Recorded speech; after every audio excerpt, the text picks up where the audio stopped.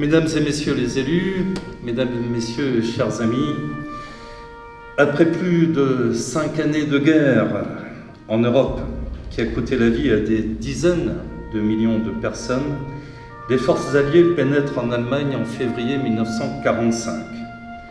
3 jours après le suicide d'Adolf Hitler dans son bunker, le 30 avril, les troupes nazies qui défendent Berlin capitulent le 2 mai 1945.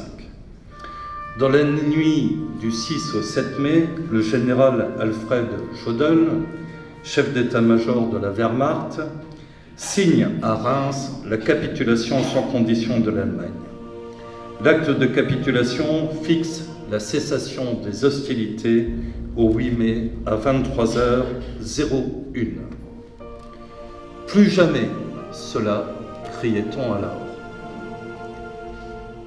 On le criait déjà le 11 novembre 1918.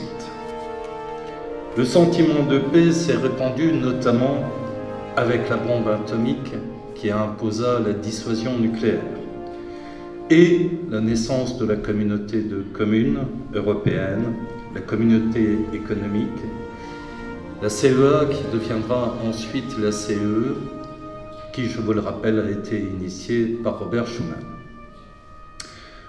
L'on pouvait croire que, mis à part la guerre froide, qui est venue agiter notre vieux continent, rien ne s'était passé jusqu'à l'invasion de l'Ukraine.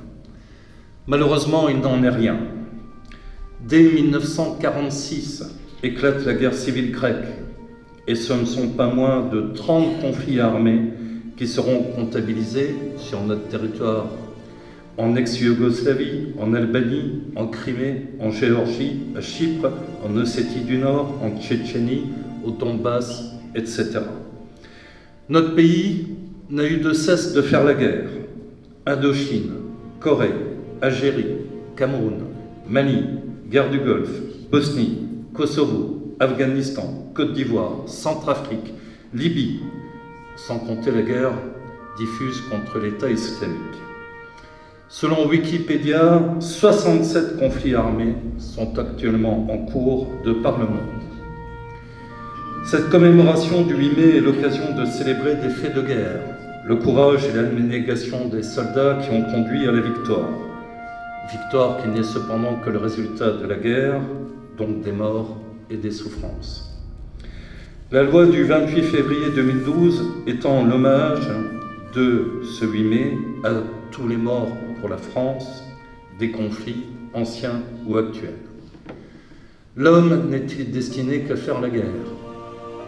Malgré nous, nous sommes habitués à la guerre et nous l'enseignons à nos enfants au travers de l'histoire, du cinéma, des jeux vidéo ou même des dessins animés. Notre pays a vendu pour 4,5 milliards d'armes en 2021, se classant au 3e rang mondial derrière les États-Unis et la Russie, ce qui fait vivre plus de 110 000 de nos concitoyens. La conclusion logique de ces constats est que cette guerre en Ukraine ne doit pas nous émouvoir plus qu'elle ne perturbe nos vies sur le plan énergétique et économique. Ce n'est qu'une guerre de plus, qui nous conforte dans l'idée de conserver une armée de métier dotée d'un armement de pointe.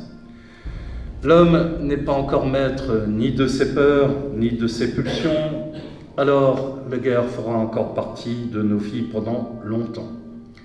Et le seul bonheur est que certains choisissent ce métier et nous protègent au péril de leur vie.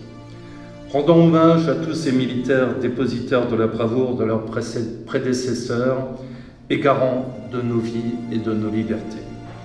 Vive l'avenir, vive la France, vive l'Ukraine. Merci.